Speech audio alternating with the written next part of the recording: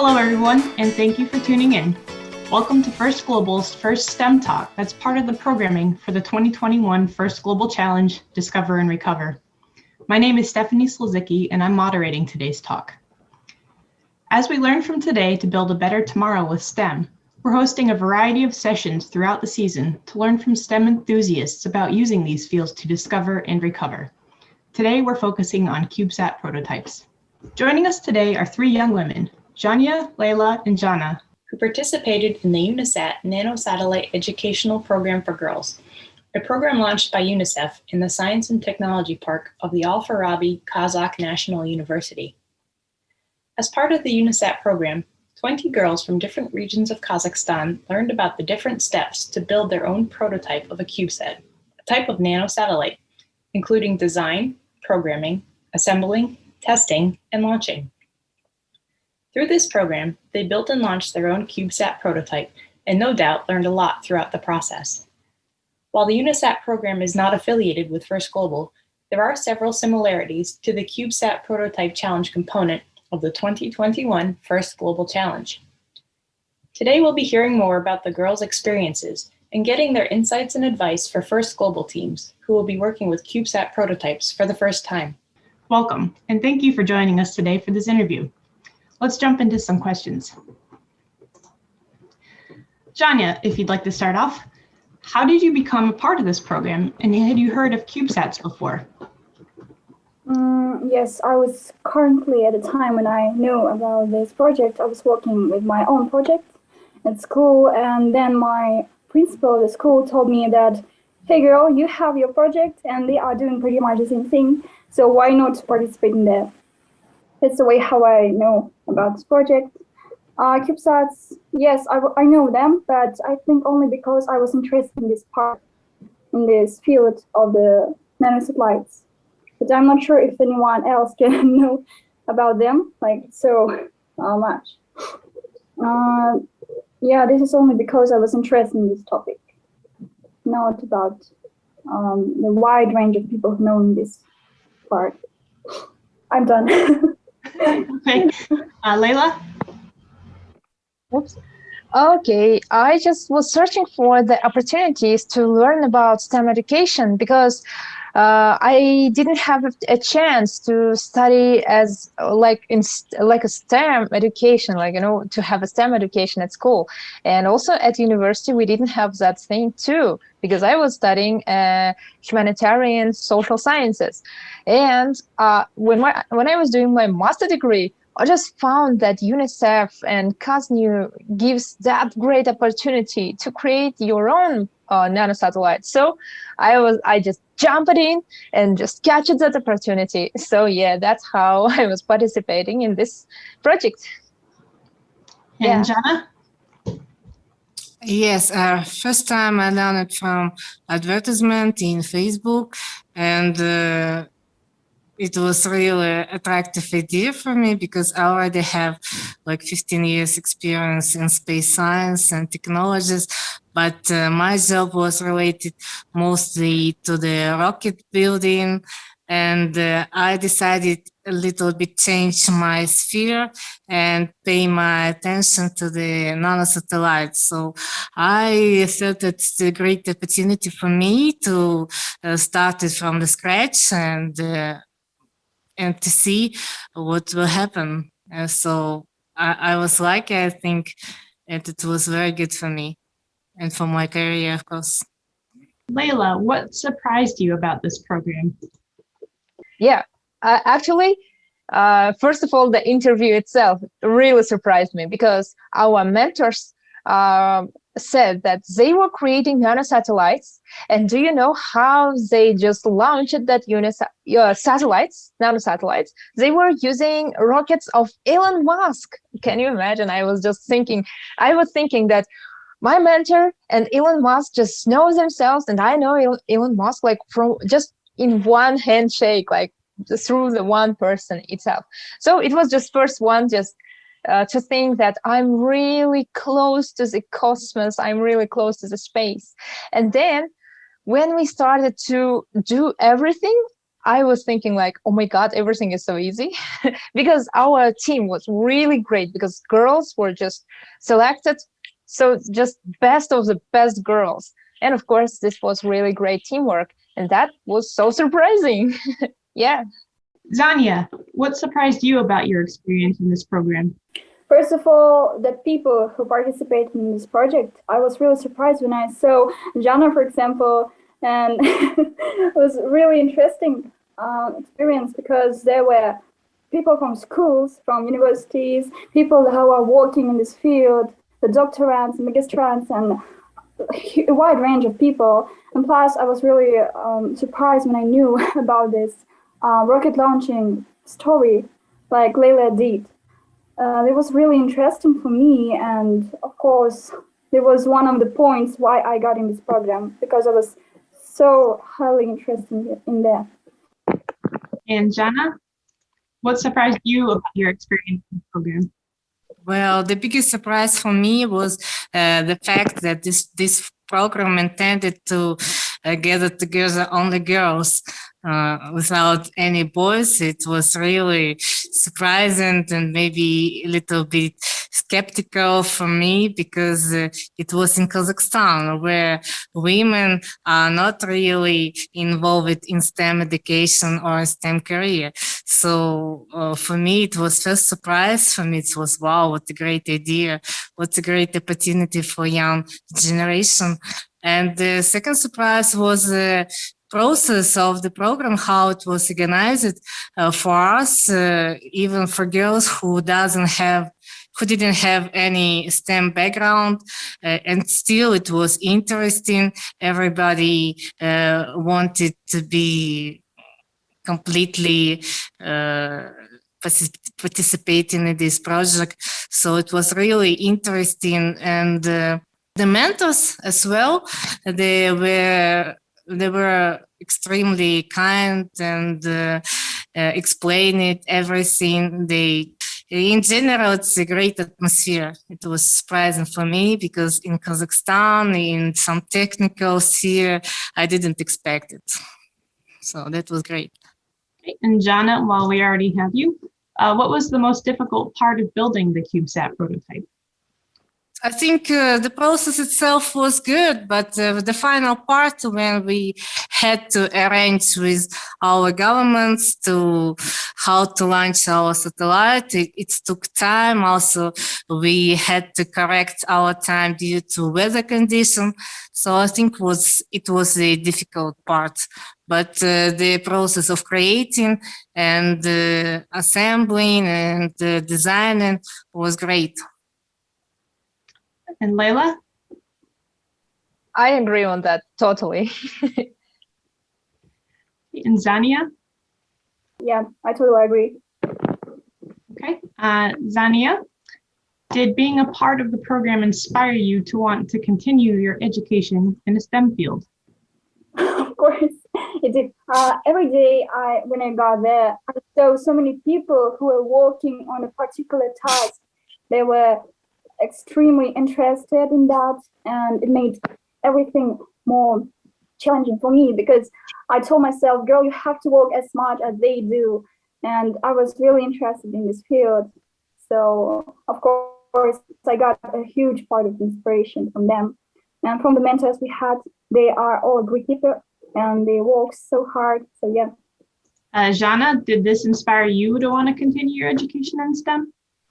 Yes, it's actually already did because now I'm doing my PhD program related to nanosatellite, to program experience methods, and also as a teacher in the university, I inspire my students, most of girls, of course, to continue to their STEM education and particularly in space activity, that it's not so difficult. Anybody can do it. So yes, I think it was great experience. It made me more confident in my knowledge, especially after getting practical experience. And Leila, did it inspire your education in STEM? Yes, of course. But actually, right now, I'm not learning at university or studying at university. I am teaching, but at school. So I'm teacher of mathematics and ICT, informatics.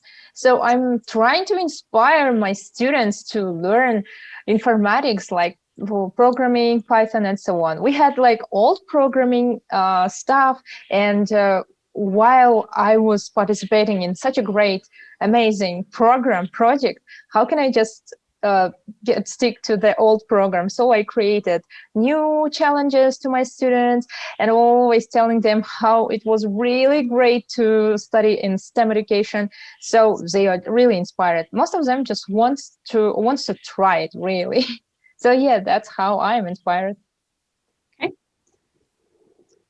Layla, what did you learn through building the CubeSat prototype that you think will be beneficial to other aspects of your life and future? Oh, that's a great question, actually, because I was thinking I will learn just physics, but at the end of the day, I have learned so many things. First of all, 3D planning. Like I was creating the design of CubeSat itself, like for the first time. And after that, I started to create more and more 3D models. And I was just like, wow, that's so crazy. That's so easy. And after that, I also learned how to plan my things.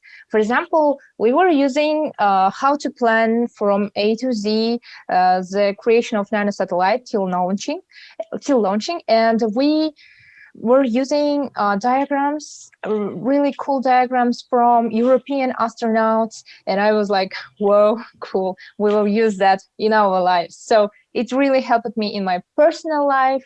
And of course, the best thing that I started to program. I was really afraid of to code everything and so on. I was thinking it's like really the thing for smart people, especially for the boys. I don't know why the stereotype was in my head, but just starting it from zero and doing everything for creation of nanosatellite software just helped me to get the courage. Yeah, so that's the real cool stuff. Shauna, what did you learn through building the CubeSat prototype that you think will be beneficial to other aspects of your life and future? For me, it was a very interesting project because I really wanted to know how to make a nanosatellite, including all its steps. We had opportunity to use European and American standards for designing, compare, and decide which one is the best. We use some modern and innovative software to design, then predict some calculation and final part assembly and launch. So we were involved in all steps. And for me, as a future manager of any mission, it was very important and very interesting. So I think it was a great school for me as a manager, first of all, and of course, as an engineer too. Okay, I'll let you all answer this. As a team, are you planning on continuing to work with CubeSats? As a team, maybe, particularly. We have one chat where we can ask each other with some questions appearing in our projects. So that's how we work in a team. But currently, we are working separately, each one by itself. So yeah. But hopefully, if there will be any chance to work in a team, I think it will be really great for us to work together again, because we know each other very good and we know how we work. Layla or Jana, did you want to add to that? It would be a great idea to continue our work together as a team, because we already worked together and it was a really good experience. We were really friendly to each other, which was actually a big surprise for me, because so many girls in one team. I expected some kind of utter mess, but it was good. Yes, because every girl is a real individual, and some of the girls were really good in math and calculation. Some of the girls were fine in designing, in assembling. So everybody did what they were what they were in best. So yes, I'd like to work with them. I think maybe if we could apply for some interesting project to continue our job. I just want to add, like, it would be really amazing to work again with our girls because, first of all, we all again registered for the second part of the nanosatellite creation program. And also, we know that our team was really diverse, and that's why it was really creative. And it just reduced the stress because some of us were cool in one part and the others were cool in other parts. So yeah, I really want to work again with our girls. Okay, now that takes us to our technical questions. The first technical question, Zania, how long did it take you to design and build the CubeSat prototype? I think it took us for about a month. It was not that long, but yeah, a month. Yes, agree. It took about 1 month. So at the first stage, we argued which sensors we want to use. So then we chose the useful one, and then we started to design, and the CubeSat prototype design took about 1 month. Okay, our next technical question. Can you tell us a little about the sensors and printed circuit board? For example, why did you use printed circuit boards? Layla? Oops. So you were asking about printed circuits, yes, right? Circuit boards. Yes. Well, actually, it was really cool because, first of all, we were designing it not printed version, but really just on special apps, special softwares. We were just taking every single parts and putting everything and making a lot of electrical lines, if to say like in simple words, to make it work. And after that, we were really printing it in special printers and assembling everything. Yeah, that's how. But mostly detailed, maybe Jana and Zhenya will tell. Okay. Zhenya? Yeah, I was the one who were assembling all those boards.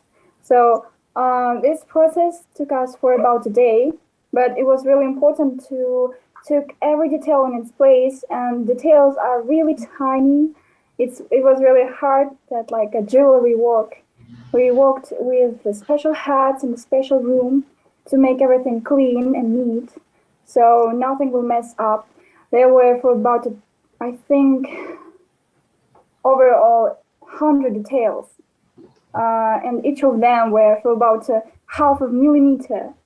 And it was really important for us to see like and put them on the right place. They are important because in this whole system, if something will mess up, then everything will crash down. And those platforms are really useful because they are tiny and we can assemble our nanosatellite in its measurements perfectly. So it has its own parts, which is hard and which is useful. Jana? Yes, regarding printed circuit, we didn't use the ready one because we needed to design from the scratch because we needed to place the certain sensors on the board, and we calculated first what power supply do we need. So that's why we decided to some parts maybe increase, maybe to make sure that it will work in aggressive atmosphere in the space. So after certain design in Altium software, when we placed it everything correctly and made sure that it will work and the battery will be enough, after that we started to print, and Zhenya, as she said, and the other girls, they assembled it Okay. And you mentioned power supply. Did you have a master power switch to turn the CubeSat prototype on and off, or did you have to power on the different sensors and components individually? Yes, may I answer? Okay, we we got a switcher which we have to first pull the plastic detail so nothing will start working without any permission. And then there's a switcher. So if you like turn it on, the light will appear and you'll see that something is working. And if everything starts working, the indicator light will be green color. So you'll know that everything works perfectly fine. There were only one switch, I think. Yes, there were only one switch on the side of the boat of the nanosatellite. Okay, our next question. You used an Arduino in the Arduino Integrated Development Environment to program part of your CubeSat prototype. Had you used this type of programming software before? And do you have any helpful tips or ideas for First Global teams who may be new to Arduino? Leila? So yeah, about Arduino. Again, I just was newbie in Arduino. It was first of all hard because I didn't understand anything what's going on. But after 1-2 hours, I just started to understand what's going on because first of all, Arduino itself is really easy to work on. And also we had open sources where we can see what's going on there, what we can use and what we can apply to there and just work on that, not just from scratch, but from something created. So that was really easiest part for me that made me feel more comfortable than if I started like from zero. Yeah. Okay, do you have any tips for our First Global teams about using Arduino? Tips. Well, first of all, never give up. Firstly, your neurons in the brain will think that it's hard, but just don't give up. That's the, I think, overall tip. Okay, Jana, can you tell us about your experience with learning Arduino? Yes, I also never programmed in Arduino before, but when we started, I was surprised that it was really easy, and the interface, the library, they were quite understandable. And also I used some programming tips in the internet. There are a lot of some chat forums. So for me, it was really easy. And as a tips for global, and I want to say that you can try in spite of your background, in spite of your age, everything. So it's really easy. And the feature is this software and system is quite have scalability.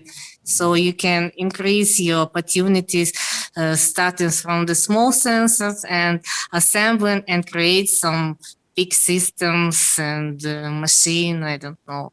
So you can start, you can try it anytime. Engineer? Okay, I was working with Arduino since the 10th grade when I was in school. There was a program in our school's class, so we worked with Arduino. And I think this program is perfectly made for students. Like it has so many visual, it has a giant visual part and you can see everything what's going on. And you have the coding part. So if you code something, the line, you'll see what's going to happen. So it's perfect for a student who wants to understand the principles of the work of these programs and of these codings. I think the most important thing here is to understand how everything works. Yeah. Jania, we've talked a little about what goes on inside of a CubeSat prototype, but what about the enclosure? What was your design process like and what materials did you use? We used the coppers made from aluminum in the sense to make it light. And inside there were cameras and some sensors like VMA 600 AT, which is 4-in-1 sensor, and the lightning sensor sensor, and Arduino platforms to control everything. Jana, can you tell us a little about the enclosure? Yes, I also wanted to add that the design of the skeleton, I mean, all these holes was designed exactly by our team, and it was unique. Of course, we used some CubeSat documentation suggestion how it should look, which sizes. Yes, we keep the certain size like 10 by 10 centimeters, but the drawing in, we use our own design, and we first designed it in the inverter and SolidWorks software. So we made sure that it's good and it doesn't have any weak places, that it will be stable in the condition of high temperature and cold temperature. So the design was unique. That's all what I wanted to add. And Layla, can you tell us about your experience with the enclosure and anything you found challenging? Actually, I was just amazed by why it's so simple. Like it has several just sensor boards, everything just inside of the our design of CubeSat, 10 by 10 by 10. And we just also use it. We forgot to say that we use GPS sensors to understand where it is and what kind of information it accepts, and also sends us. Yeah, that was truly simple thing. Yeah, if just look very closely. Okay, our next question. You launched your CubeSat prototype. Can you tell us a little about the launch, what you used, and if you had any problems along the way? Okay, may I answer? Sure. Because I was really close in this process, I attempted. So firstly, in the university, we started calculations. We will need to know exactly what amount of helium we needed to launch the satellite, because it's launched on this balloon. So we calculated the mass of the helium of this satellite, of the parachutes. And we used the nylon parachutes. Like we tried the 3 parachutes, we tried 2, then we tried the bigger ones, the smaller ones. We even got on the buildings, on the high buildings and of university, and like let our satellite go down. Not the satellite, but the bottles, which had the same mass as satellite. So we know what kind of acceleration it will have when it will go down. Then on the launching, we tested some last GPS to exactly know where it is right now.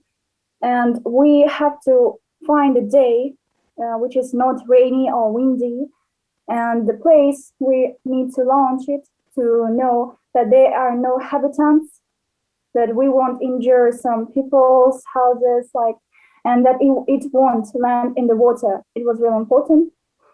So it was one of the hardest parts of the whole project for me, because it had so many calculations, it had so many practice work, but at the end it was really good. I think it was the funniest part of the whole project for me. Did you use online calculators? How did you do all these equations and calculations?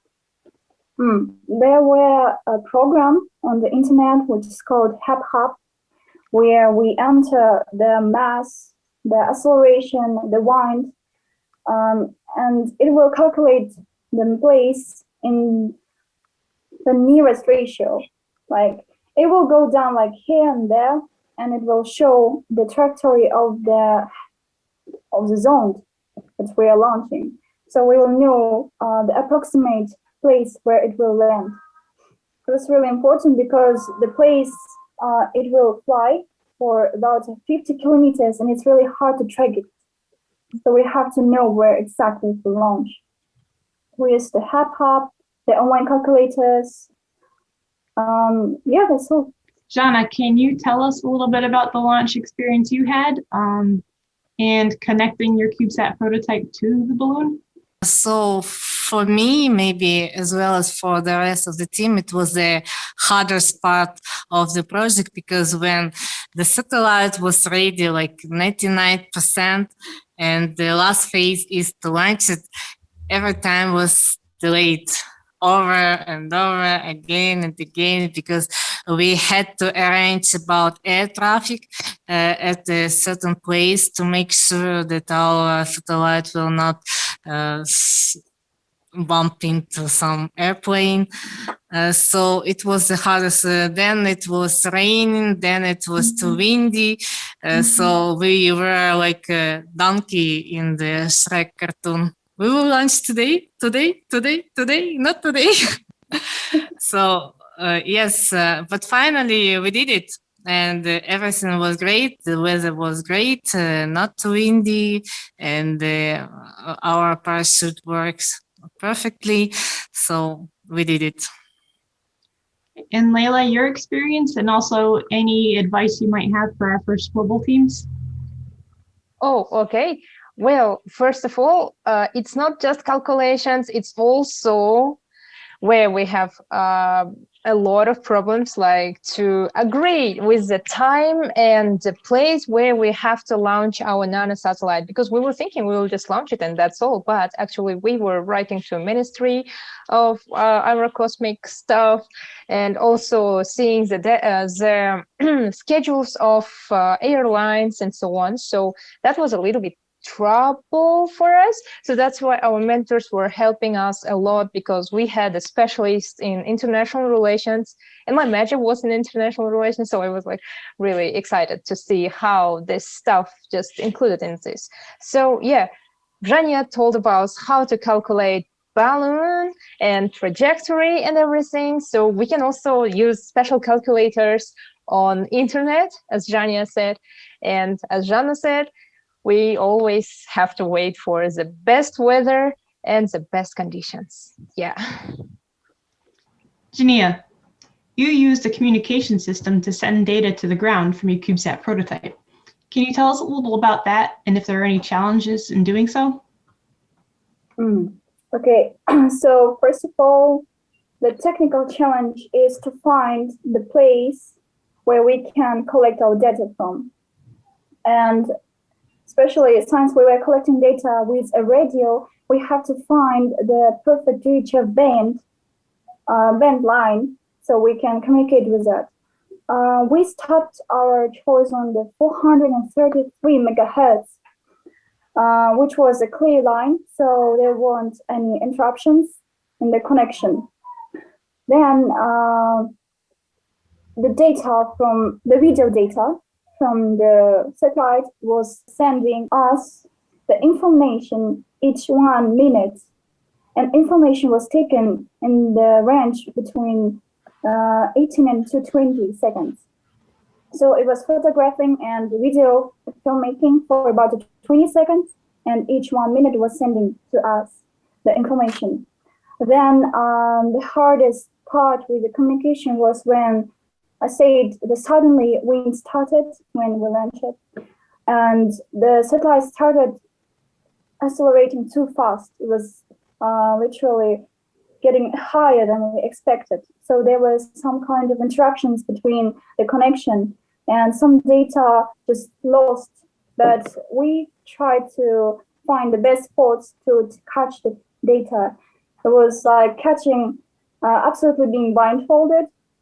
And we were holding our radios and running everywhere to find the spot where we can catch this line. But at the end, everything came at cost, I think.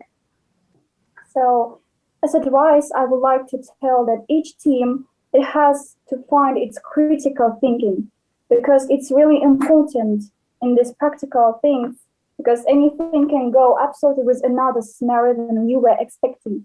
So you have to think really critical, and you need to find the best solutions to make your experience as better as it's possible. To follow up with that, did you work with your local authorities or government on the laws regarding communications and radio? We actually don't need any specific permission from our government to work in this exactly radio band because it's like free. It can be used by students, by other companies. So no, which is that's why we chose this band. And we use it LoRa, so-called LoRa radio system. Actually, it was new one for us, and I guess for nanosatellites as well, because LoRa mostly used for smart cities, smart homes, so definitely on the Earth. But the main benefit of this system that it has a low power consumption.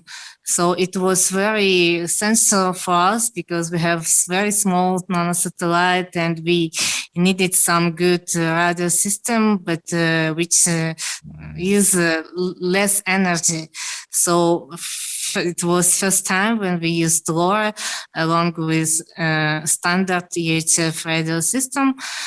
So it was like a double radio system to make sure that in any case we will have connection with satellite, and it worked perfectly. And Layla, do you have anything to add about communications with the CubeSat prototype?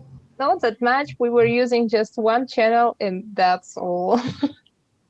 Okay, that brings us to our final question of the STEM Talk. First Global is introducing a similar challenge this year to students all around the world.